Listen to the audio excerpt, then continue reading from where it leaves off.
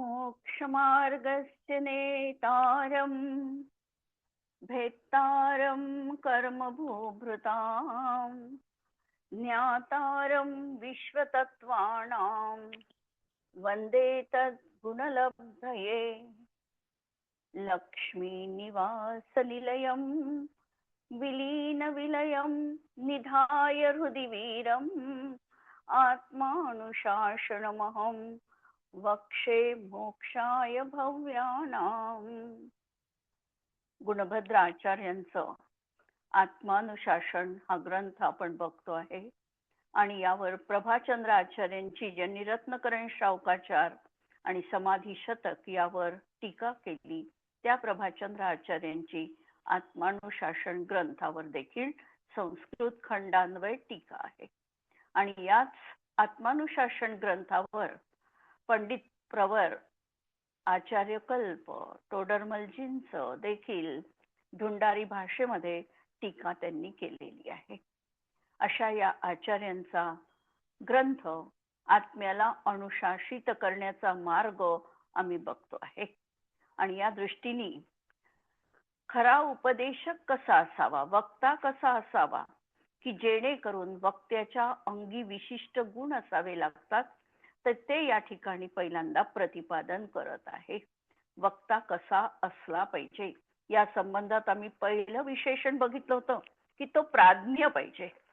प्राज्ञ पाहिजे याचा अर्थ अत्यंत बुद्धिमान पाहिजे, भेदविज्ञानामध्ये कुशल पाहिजे, आत्म्याला हितकर काय आहे आणि अहितकर काय आहे याची जाणीव त्याच्या जीवनात असली पाहिजे. अशा तऱ्हेचा तो प्राज्ञ, प्रज्ञ, प्र म्हणजे विशिष्ट आणि ज्ञ म्हणजे ज्ञाता. नंतर दुसरा सांगितला होता शब्द प्राप्त समस्त शास्त्र हृदय, की त्याला सर्व शास्त्रांच्या रहस्यांचा तो ज्ञाता पाहिजे. आणि सर्व शास्त्र याचा अर्थ जे आत्म्यासाठी अनुकूल आहे असे शास्त्र, तेच खरे शास्त्र आहे. आणि त्या शास्त्रांच्या रहस्यांचा तो जाणकार असला पाहिजे. म्हणजे फापट पसारा न सांगता नेमकं आचार्यांना काय सांगायचं आहे ते 10 ते 15 वाक्यामध्ये पूर्ण ग्रंथाचं सार त्याच्या मनामध्ये, हृदयामध्ये हृदयंगम व्हायला पाहिजे. असा हा प्राप्त समस्त शास्त्र हृदयी हवा.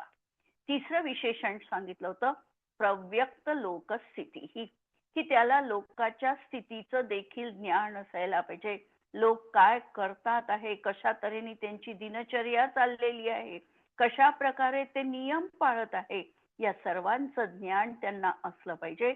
शिवाय कोणत्या नयाच्या प्रधानतेचा श्रोतृवर्ग आहे हे त्यांनी जाणायला पाहिजे.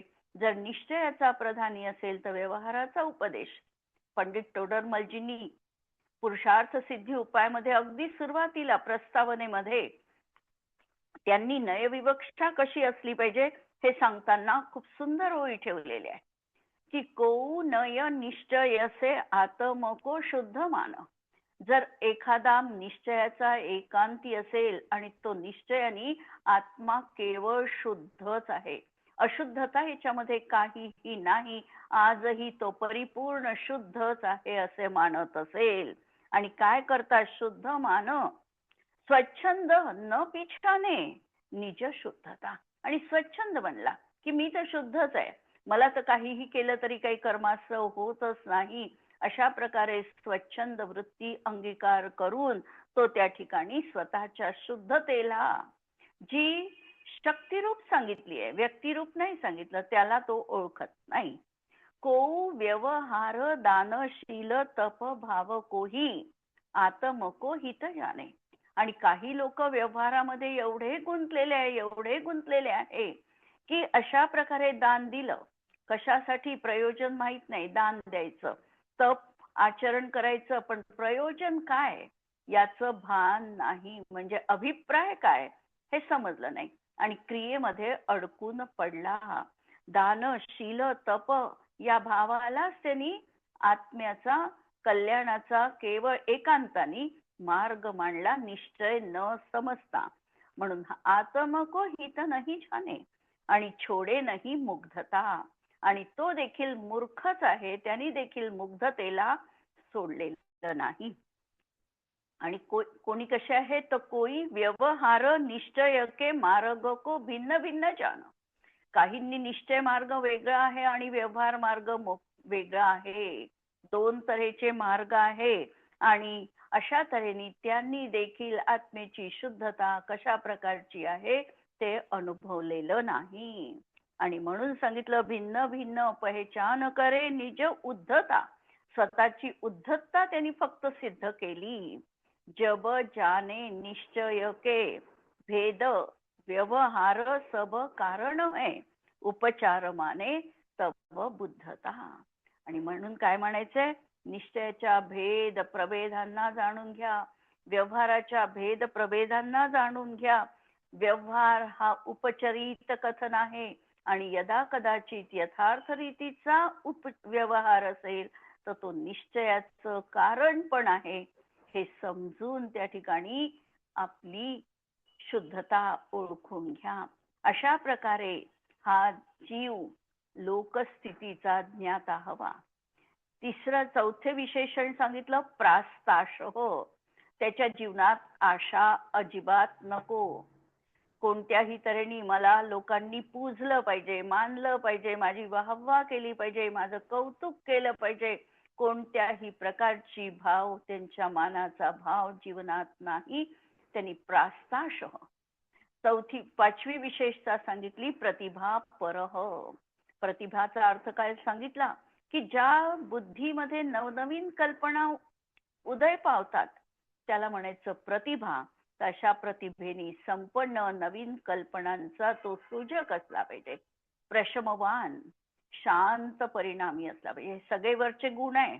आणि जर तो चिडचिड करणारा असेल तर कोण जाईल त्याच्याकडे. तर त्यांनी अत्यंत शांतवान मनाची शांतता म्हणजे क्रोध मान माया लोभ चारही कशाचा मंद उदयी तो असला पाहिजे. नंतर प्रागेव दृष्टोत्तर. त्याला प्रश्नाच्या आधी श्रोत्यांकडून काय प्रश्न येऊ शकतो हे ताडून त्याचं योग्य उत्तर देऊन तो त्या ठिकाणी त्याचा अशा प्रकारचा बुद्धिमानता त्याच्या जीवनात असायला पाहिजे. प्रायः प्रश्नसह. नंतर आठवी विशेषता सांगितली की तो प्रचुर प्रश्नांना सहन करण्याची क्षमता त्याच्यामध्ये असली पाहिजे. उत्सुकतेने प्रश्न विचारला जातो, वादविवाद करण्यासाठी प्रश्न विचारला जातो, मोठेपणा सिद्ध केल्यासाठी प्रश्न विचारला जातो आणि कधी कधी खरी जिज्ञासा असते आणि त्या जिज्ञासे पोटी प्रश्न विचारला जातो. वक्त्याला कोण कशा रीतीने प्रश्न टाकत आहे, ही गोगली आहे की काय आहे हे समजून तशा प्रकारे त्या धर्तीवर त्याला उत्तर देता यायला पाहिजे. म्हणून प्रायः प्रश्नसह. नंतर प्रभू. नंतरची विशेषता सांगितली प्रभू. प्रभू म्हणजे स्वतःच्या समर्थ अशा बुद्धीचं तेज. प्रभू म्हणजे व्यापक. व्यापक प्रभू कसा असतो तर तेजपुंज असतो, सर्व व्यापक आहे. तशा प्रकारची त्याची बुद्धी देखील बहुश्रुत असली पाहिजे. एकाच विषयात त्याची वृत्ती नको. सर्व विषयांना स्पर्श करण्याची अशी त्याची विश्वस्पर्शी बुद्धी असली पाहिजे. म्हणून समर्थ असा बुद्धीचा तेज आदेय रूप त्याच्या जीवनात असला पाहिजे. नंतर सांगितलं परमनोहारी.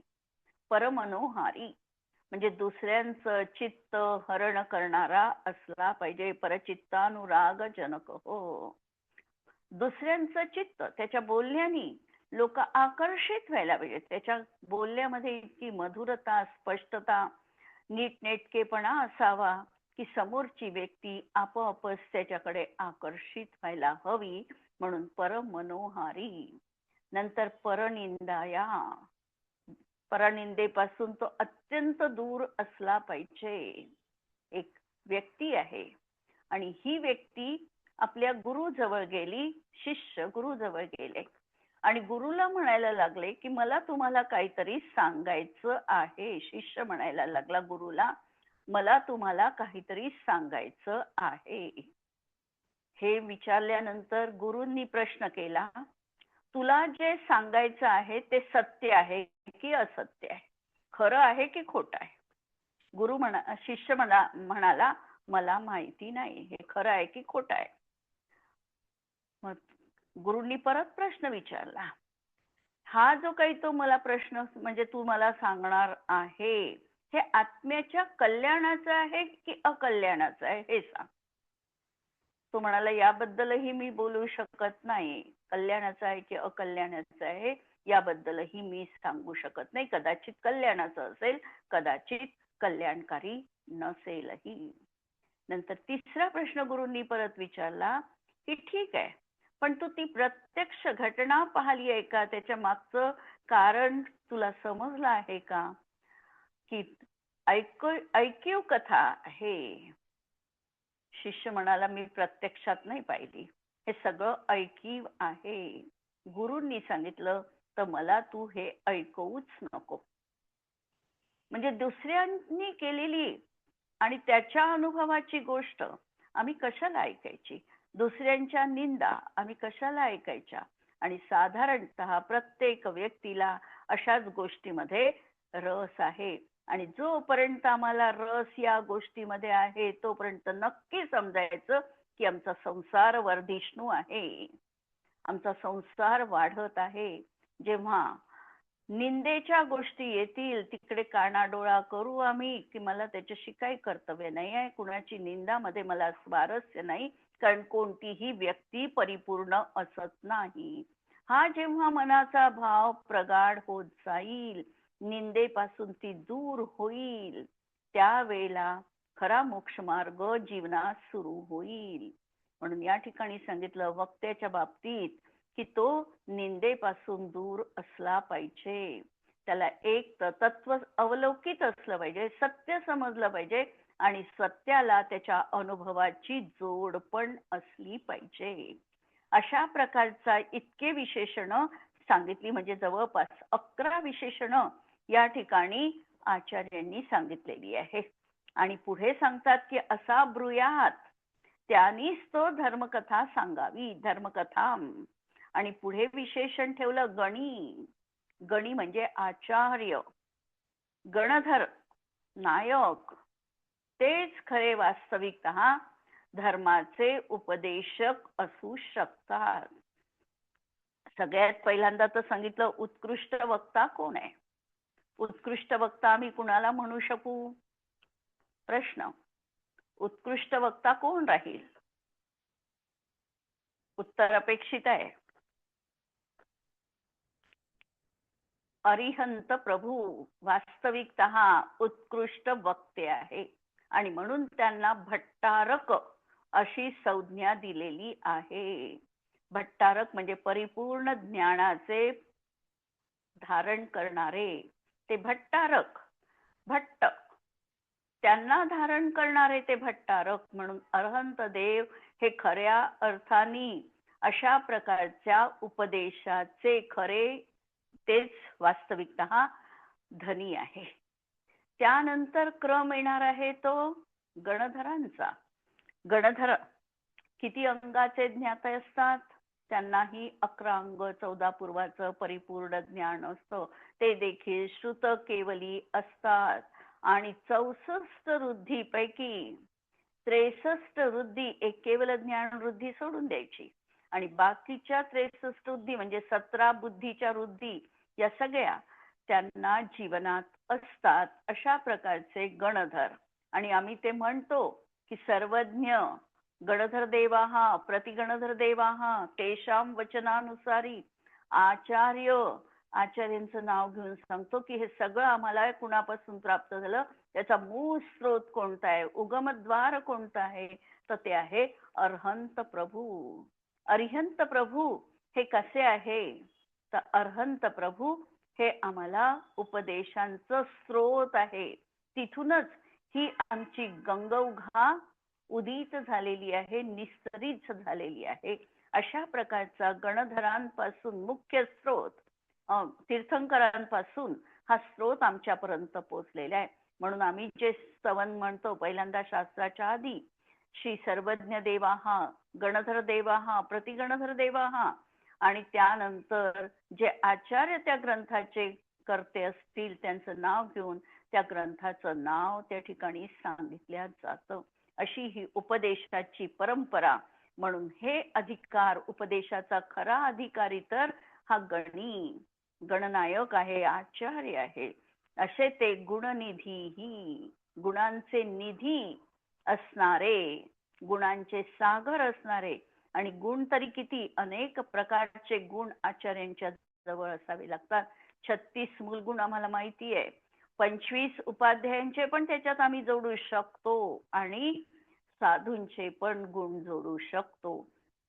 अशा रीतीने अनेक गुणांचे ते धारक आहेत. जणू काही ते गुणांचे आगर आहे, सागर आहे. अनेक गुणांचे ते निधान आहे. आणि अशा प्रकारे धर्मकथा सांगण्याचा अधिकार तर त्यांचा आहे.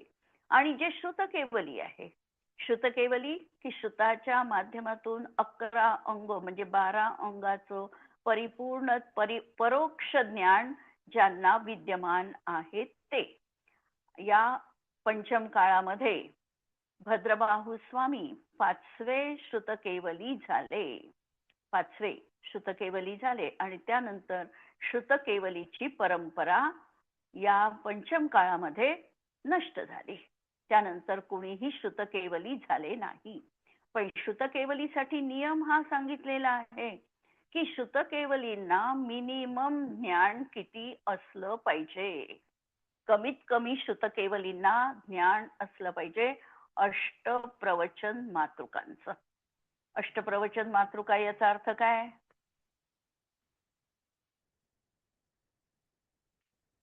कशाला म्हणाल अष्टप्रवचन मातृका?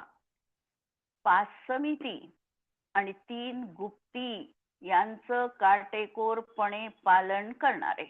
त्याचं कथन त्यांना करता आलं नाही तरीही चालेल, परंतु त्याचं काटेकोर भाव भासनापूर्वक जो पालन करतो आहे आणि जे मुनी अवस्थेत आहे स्वतः, ते जघन्य श्रुतकेवली म्हटल्या जातात. त्यांना तेवढं की त्या अष्टप्रवचन मातृकांच्या माध्यमातून देखील ते पूर्ण श्रुतकेवली बनू शकतात. पण तरी देखील श्रुतकेवली म्हटलं तर आम्हाला श्रुतज्ञानाच्या माध्यमातून 12 अंगाचं ज्ञान असणारे हे तिथे अभिप्रेत आहे. जघन्य श्रुतकेवली जरी ते सांगितल्या गेले आहे तरीही ते या ठिकाणी पाहायचे नाही.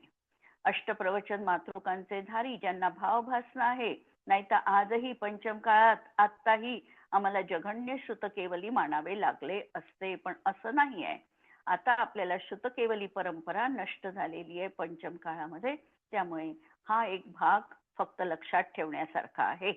आणि असे हे गुणनिधी आहे. आणि प्रस्पष्ट मिष्टाक्षर, प्रस्पष्ट आणि इष्ट अक्षरांनी जे सहित आहे, म्हणजे त्यांचं बोलणं स्पष्ट आहे, त्यामध्ये संदेह कुठल्याही प्रकारचा नाही. गोल गोल उत्तर देण्याची त्यांना गरज नाही, कारण त्यांचं ज्ञान हे हस्त अमलकवत आहे. हातावर आवळा असावा त्याप्रमाणे त्यांचं ज्ञान निसंदेह आहे, स्पष्ट आहे. आणि जे काही त्यांना सांगायचं आहे ते स्पष्ट आणि निसंदिग्ध शब्दांमध्ये ते आपलं कथन करू शकतात. असं ते प्रस्पष्ट आणि इष्ट अक्षरांनी सहित आहे. खरा उपदेश हा कसा असला पाहिजे तर स्पष्ट आणि मधुर वाणी युक्त. त्याची वाणी जी आहे, बोलणं जे आहे, हे कर्ण मधुर असलं पाहिजे. कानाला ती कथा ऐकावी असं वाटलं पाहिजे. म्हणून संस्कृत मध्ये याचा शब्दांचं सांगताना सांगितलं की प्रकर्षेण स्पष्टानी वक्तानी मृष्टानी, म्हणजे कमीत कमी शब्द, श्रोत्र मनप्रियाणी अक्षराणी काही. हॅलो, काही काही शब्द आचार्यांचे संस्कृत मध्ये देखील बघण्यासारखे आहेत. जसं आता प्रस्पष्ट मिष्टाक्षराचा त्यांनी अन्वयार्थ खंडान्वय अर्थ दिलेला आहे की प्रकर्षेण स्पष्टानी वक्तानी आणि मृष्टानी, मृष्टानी याचा अर्थ कमीत कमी शब्दात, आणि श्रोत्र मनः प्रियाणी, कानाला आणि मनाला देखील त्या गोष्टी प्रिय वाटल्या पाहिजे असे अक्षर ज्यांच्यामध्ये ज्यांनी निबद्ध केलेले आहे ते जे आहेत ते खरे स्पष्ट प्रस्पष्ट मिष्टाक्षरी म्हटल्या जातात.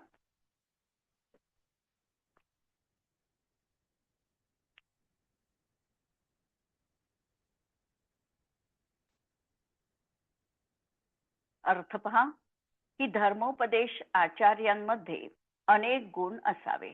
तो पहिल्यांदा सांगितला प्रज्ञा. प्रज्ञा पाहिजे. प्रज्ञा, बुद्धी, मेधा हे सगळे एक अर्थवाची आहे, पण तरी देखील प्रत्येकाचा शब्दार्थ वेगळा आहे. अप्राप्त विषयाला स्पर्श करणारी ती मती, ते मतिज्ञान म्हटलं जातं. वर्तमान कालासंबंधी ज्ञेयाचं ज्ञान करणारी ती बुद्धी, तिला बुद्धी म्हणायचं. अतीताची स्मृती आणि तीनही काळाला स्पर्श करणारे जे ज्ञान ते प्रज्ञा आहे. नंतर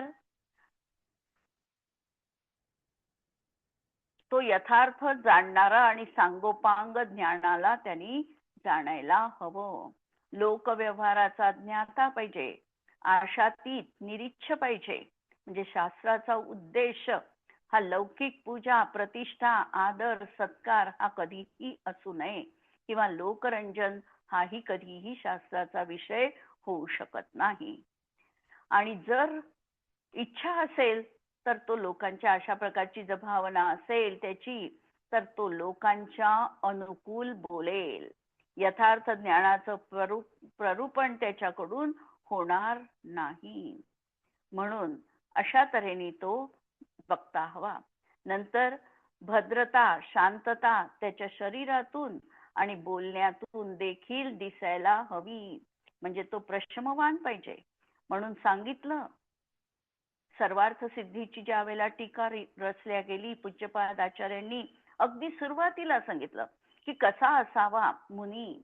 तर त्यावेळेला सांगितलं की मुनींचं अस्तित्व हेच जसं काही वपुषा एव निरुपयन, जणू काही ते उभे आहे, समोर आहे आणि त्यांचं ते असणं, त्यांचं जे व्यक्तिमत्व त्या माध्यमातूनच जणू काही ते उपदेश देतात आहे. आणि प्रश्नसह मध्ये की तो प्रश्नांच्या माध्यमातून तो उत्तेजित न होता प्रश्नांचं त्यांनी शांतपणे उत्तर द्यावं. श्रोत्याचं मन आकर्षित करणारा असावा. असा प्रशम, संवेग, अनुकंपा, आस्तिक्य आदी गुणांचा तो धारक असावा. आणि हाच व्यक्ती, अशा प्रकारची व्यक्ती जी आहे, गणी जी आहे, ती धर्मकथा सांगणारी असली पाहिजे. आता हा श्लोक झाल्यानंतर परत उपदेशकाचे अन्य गुण कोणते आहे, उपदेशक कशा प्रकारचा असावा. श्रुतम विकलम शुद्धा वृत्ती परप्रतिबोधने. श्रुतम विकलम शुद्धा वृत्ती परप्रतिबोधने. परिणतिरुद्योगो मार्ग प्रवर्तन सद्विधौ.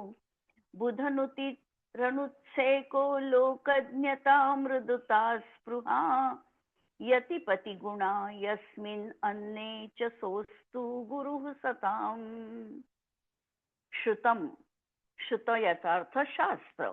शास्त्र याचा अर्थ लिखित शास्त्र, जे काही द्रव्य श्रुत आहे ते. आणि ते श्रुतम अविकलम, ते अविकल म्हणजे पूर्ण, समग्र, निसंदेह जाणणारा असावा. पूर्ण शास्त्राचे 11 अंग 14 पूर्वाचे ज्ञाते ते असले तर फारच उत्कृष्ट आहे. ते तर उत्कृष्ट वक्ता म्हटल्या जातात. परंतु जे काही अध्यात्मशास्त्र आहे, आगमशास्त्र आहे, या अध्यात्म किंवा आगमशास्त्रांचा योग्य रीतीने निसंदिग्धपणे तत्वनिर्णयपूर्वक ज्यांनी पूर्णतः चिंतन करून त्याचा निष्कर्ष स्वतःसाठी काढलेला आहे, ज्याच्या ज्ञानामध्ये बिलकुल संदेह नाही, जी शंकादी गुण आहे, शंकाकांक्षा हे दोष आहे, या दोषांपासून हा अत्यंत अलिप्त असावा. म्हणून निशंकित अंग म्हणजे कोणत्याही तऱ्हेची तत्वांविषयी शंका नको. तत्व कसं आहे, इदम एव ईदृशम एव तत्व न अन्यथा, तत्व अन्य असू शकत नाही. अशा प्रकारे ज्याची बुद्धी निसंदिग्ध आहे, जो पूर्ण शास्त्राचं समीचीन त्यांनी पठन पाठन केलेलं आहे. पहिली विशेषता परत सांगितली उपदेशकाची. दुसरी सांगितली शुद्धावृत्ती ही. वृत्ती ही म्हणजे चारित्र, ज्याची शुद्ध वृत्ती आहे, ज्याचं पवित्र असं चारित्र आहे. अनुव्रतांचं तो पालन करत असेल, भलाई व्रत कमी असेल, पण तो त्या ठिकाणी अत्यंत प्रामाणिकपणे व्रतांचं आचरण करणारा आहे. त्याचं चारित्र हे अत्यंत पवित्र असं आहे. परप्रतिबोधने, दुसऱ्यांना उपदेश करण्याची ज्याची भावना आहे. जर तो स्वतःसाठी असेल, जसे मुककेवली होते, मुककेवली उपदेशच देत नव्हते, कारण त्यांना हे माहिती होतं की उपदेश देणं निरर्थक आहे. उपदेशाने समोरची व्यक्ती बदलते अशी त्यांची अजिबात मान्यता नव्हती. त्यामुळे त्यांनी मौन राहिले आणि स्वतःचं आत्मकल्याण करून घेतलं. पण काही जीव कसे असतात, त्यांना स्वतःच्या हितासोबत अन्य जीवांचंही हित व्हावं ही भावना अंतरंगात असते. जसे तीर्थंकर प्रकृतीचा बंध त्याच जीवांना पडू शकतो की ज्यांना स्वतःचं हितमित्त साधलं, पण बाकीच्या अनंत जीवांचं हित कसं होईल हा भाव अंतरंगामध्ये त्यांच्या उत्पन्न होतो. आणि त्या समयात यदा कदाचित त्यांना तीर्थंकर प्रकृतीचा बंध संभवू शकतो. या ठिकाणी देखील सांगितले की परिप्रतिबोधने, दुसऱ्यांना उपदेश करण्याची त्यांची भावना पण हवी, की मला हे समजलं आहे, पण माझ्यासारखंच इतर अनंत जीवांना हा तत्वाचा भाव समजला पाहिजे. सात तत्व कसे आहे, पंचपरमेष्ठी कसे आहे, पंचपरमेष्ठीचे गुण कोणते आहे हे त्यांना मिनिमम समजायला पाहिजे. नमोकार मंत्र काय आहे, नमोकार मंत्रात किती पद आहे, किती छंद आहे, किती मात्रा आहे, किती स्वर आहे, किती व्यंजन आहे हे समजायला पाहिजे. किंवा तत्व कसं लागणार आहे, तत्व कसं लावायचं हे ज्याला समजलेलं आहे, अशा प्रकारचं स्वतःला समजलेलं आहे आणि दुसऱ्यालाही समजावं अशी त्याची अंतःकरणपूर्वक भावना आहे. त्याला म्हणायचं परप्रतिबोधने. नंतर तिसरी विशेषता सांगितली की परिणती अशी उरुद्योगो हो. उरुद्योगो, उरु म्हणजे महान मोठा, आणि उद्योगो म्हणजे उद्यम प्रयत्न, आणि मार्ग प्रवर्तन सद्विधौ. मार्ग प्रवर्तन सद्विधौ म्हणजे मोक्ष मार्गामध्ये समीचीन प्रचारामध्ये तो दक्ष असला पाहिजे. मोक्ष मार्ग प्रवर्तन करणं, स्वतः मोक्ष मार्गाचं अनुसरण करणं वेगळं, आणि मोक्ष मार्गामध्ये प्रवर्तन करणं, प्रभावना करणं, प्रचारामध्ये लीन राहणं हे वेगळं. म्हणून मोक्ष मार्गामध्ये समीचीन प्रचारामध्ये जो अत्यंत दक्ष आहे, हा जो सत्य धर्म आहे, हा जो अनादि अनंत धर्म आहे, ज्याचा जीवनामध्ये कधीही नाश होऊ शकत नाही. कारण सत्य आम्ही तीर्थंकरांनी सांगितलेलं जे सत्य आहे हे त्रिकाल वर्ती सत्य आहे. हे काल सापेक्ष सत्य नाही, हे उपमा सापेक्ष सत्य नाही, संमती सत्य नाही, हे सत्य आहे भाव सत्य. भाव सत्य याचा अर्थ हे अनादि अनंत काळपर्यंत असंच आणि असंच राहणार आहे. याच्यामध्ये कोणत्याही तऱ्हेने असत्य येऊ शकत नाही. ते आहे सत्य. या सत्य मार्गाची प्रवर्तना प्रचार निरंतर होत राहावा. अशा प्रकारच्या विधौ, अशा प्रकारच्या प्रचारामध्ये जो दक्ष आहे, जो जैन धर्माची प्रभावना करण्याचा एकही संधी जो सोडत नाही. जेव्हा जेव्हा सत्य सांगायची पाळी त्याच्यावर येईल तेव्हा तो सत्य उजागर करण्यात निष्णात आहे, तरबेज आहे, दक्ष आहे. असा हा मार्ग प्रवर्तन सद्विधौ. नंतरच सांगितलं बुधनुती ही अनुत्सेक, ज्ञानी ज्यांना नमन करतात आणि जे ज्ञानी लोकांचा विनय करतात, बुधनुती ही अनुत्से का. ज्ञानी ज्यांना नमन करतात आणि जे ज्ञानी लोकांचा अत्यंत विनय करतात, म्हणजे ते स्वतः आपल्यापेक्षा जे ज्ञानी आहे त्यांची स्तुती करतात आणि ज्ञानी लोकांचा अत्यंत विनय ज्यांच्या अंतरंगामध्ये आहे. कारण गुणवान व्यक्तीच बाकीच्या व्यक्तींच्या गुणांना जाणू शकतो. गुणांना कोण जाणेल. एखादं सुवर्ण आहे आणि ज्या सुवर्णाची पारख कोण करू शकेल, किंवा एखाद्या व्यक्तीने हिऱ्याचा दागिना घातलेला आहे त्याची पारख कुणाला होईल.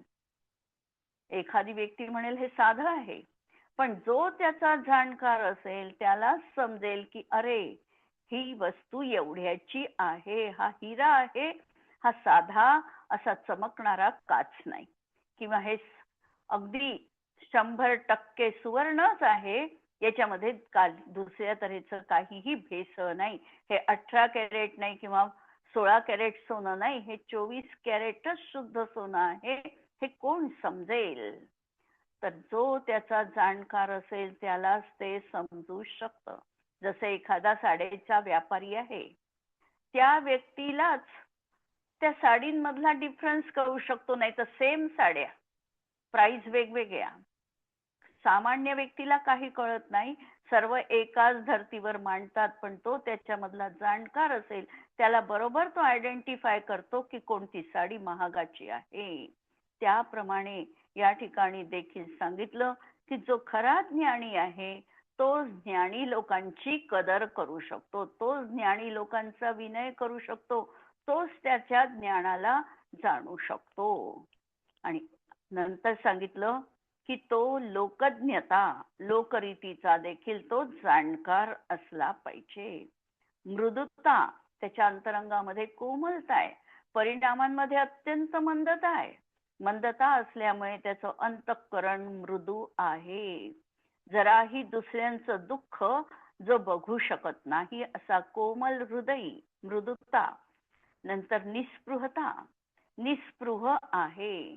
कोणत्याही प्रकारे परतफेडीची अभिलाषा तो जीवनात ज्ञानदानासाठी अपेक्षित करत नाही. ज्ञान हे कसं आहे, तर ज्ञान आम्ही जितकं देऊ तितकं वाढणार आहे. आणि म्हणून हा ज्ञानाचा तराजू नेहमी आम्हाला अशा रीतीने बघायचा आहे की याच्या बदल्यात मला काहीही नको आहे. ही निस्पृहता त्याच्या जीवनात आहे. नंतर यतिपती गुणा, हा यतिपती, यतींचे जे काही आणखी गुण आहे, जसं ते आधारवान पाहिजे, आचारवान पाहिजे, अपोहा पाय विदर्शी पाहिजे. जसे आम्ही आत्ता मध्यंतरी चैत्य भक्तीमध्ये आचार्यांचे हे गुण बघितले. 8 गुण वेगळ्या पद्धतीने आम्ही चैत्य भक्तीमध्ये पाहिले. तर त्याप्रमाणे बाकीचे जे काही यतींचे गुण आहे, 12 तपांचं तो पालन करायला पाहिजे, 10 धर्माचं यथोचित ते पालन करतात, 3 गुप्तीचे ते धारक आहेच आहे, 5 समितींचं पालन करतात. अशा प्रकारे जे यतींचे गुण आहे हे देखील त्यांच्या जवळ असले पाहिजे. आणि यस्मिन अन्येच, दुसरे देखील अपरेही गुणः सताम, त्यांच्या ठिकाणी असले पाहिजे. बाकीच्याही गुणांना त्यांच्या जीवनात त्यांनी स्थान द्यायला पाहिजे. म्हणजे जणू काही गुणांचा समुच्चय जर आम्हाला पाहायचा असेल तर अशा वक्त्याकडे, अशा अर्हंत परमेष्ठीकडे, गणधर परमेष्ठीकडे, आचार्य परमेष्ठीकडे आम्ही निर्देश करू शकू. आज आपण इथे थांबतो आहे. जिनवाणी के ज्ञान ते सुझे लोकालोक, सो जिनवाणी मस्तक नमो सदा देत हूँ घो. नमो अरिहंताणम, नमो सिद्धाणम, नमो आयर्याणम, नमो उज्जायाणम, नमो लोये सव्वसाहुणम. सर्वांना जय जिनेंद्र.